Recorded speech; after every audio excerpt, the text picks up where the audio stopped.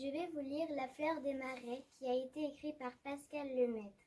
C'est l'histoire d'une jeune fille prénommée Sophiline qui habite au Cambodge et qui fait de la danse pendant la guerre.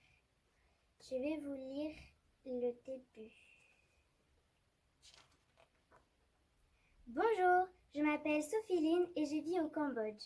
La guerre a anéanti mon pays et mon cœur. J'avais 8 ans en 1975 quand des habitants de notre royaume ont voulu changer notre façon de vivre. Avec leurs armes, ils ont transformé notre paradis en enfer. Ils s'appelaient les Khmers rouges. Ils ont détruit nos maisons et nous ont envoyés hors des villes dans des camps de travail à la campagne. Mon papa et mon frère y sont morts. À la fin de 44 mois horribles, mon oncle m'a recueilli un soir alors que je berçais ma peine en chantant. Il m'a dit « Tu as une voix magnifique, tu as une âme d'artiste. Je vais te présenter à une grande maîtresse de la danse, Tatali. » Dès notre première rencontre, j'ai bien senti que Tatali avait comme moi le cœur déchiré.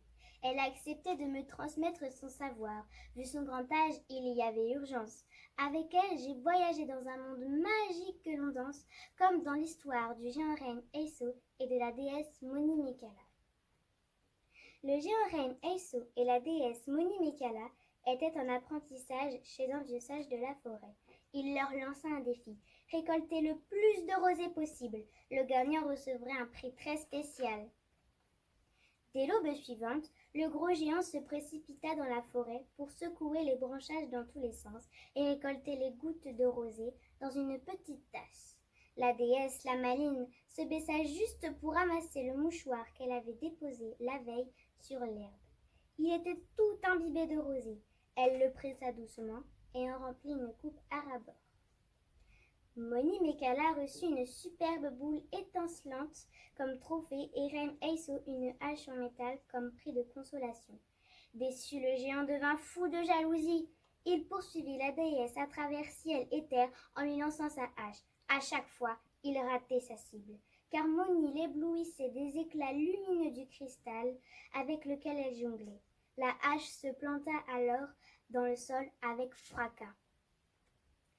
Ces histoires sont difficiles à danser. Et Tatali est très très stricte. Elle veut que je sois parfaite. Je dois être extrêmement souple et précise. Mes doigts doivent être comme des élastiques. Il faut forcer les coudes pour dessiner un beau mouvement de bras, garder son équilibre sur une jambe, courber ses orteils vers le haut.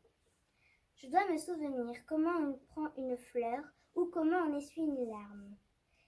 C'est un langage que l'on apprend en pratiquant beaucoup.